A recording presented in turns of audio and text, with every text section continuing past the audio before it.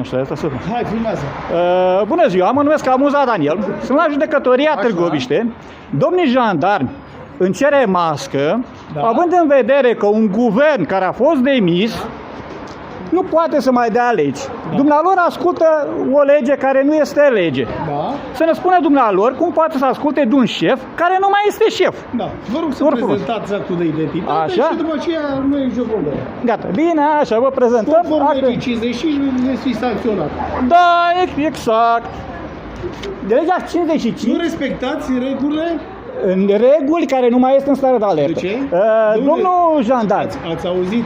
domnul jandarm, Da. restricționarea unor drepturi, Da? adică mască sau vaccin sau ce vreți, Așa. este pusă pe starea de Eu alertă. v-am spus să spuneți mască, nu v-am cerut de Nu, vaccin. nu. Așa, de Eu stare de v-am- alertă. Așa. Starea de alertă Nu mai e stare de nu alertă. mai este stare de alertă. Păi da, gândiți dumneavoastră să ne spună acum cine o să vadă videoclipul ăsta că un guvern care a fost demis, dat afară, are rolul de a da legi. Un șef de la dumneavoastră care a fost dat afară, mă ascultați de șef? Are Care rolul. șef a fost dat afară? Păi nu, dacă ar fi un șeful dumneavoastră de la jandarm, de la Păi noi avem toți județean, șefii, noi avem toți șefii. nu, de la jandarmerie, dacă ar fi dat afară, dăm politic. Ce treabă are? Ce treabă are Și mă șeful? ascultați de el ca șef? Dacă vine să vă impună? Ce treabă? Noi dăm legi? Păi nu. La cine? Ăla nu mai este la guvern, care nu mai e prim-ministru, Păi și care ce nu e treabă are? activ. Păi dar nu e, Ce el a fost primul demis. ministru? Ce primul ministru? Nu, primul ministru a prelungit.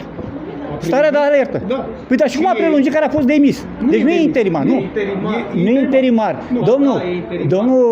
domnul jandarm, interimar înseamnă că cineva va alege pe dumneavoastră pentru 2 săptămâni. Dom'le, stai 2 săptămâni. Până să alege guvernul? Păi nu. Cine l-a ales pe câțu? Odată ce l-a dat jos... Vreți să aleg eu? Păi nu.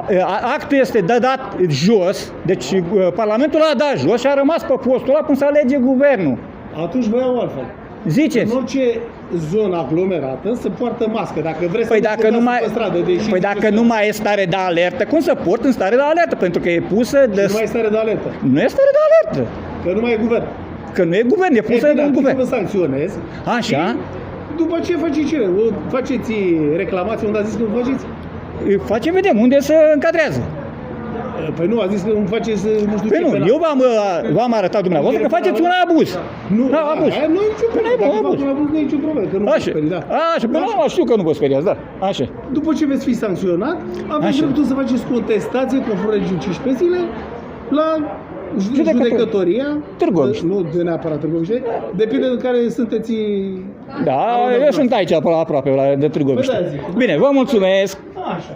Așa, dăm pe pauză. Nu pot să vă Ziceți. verific.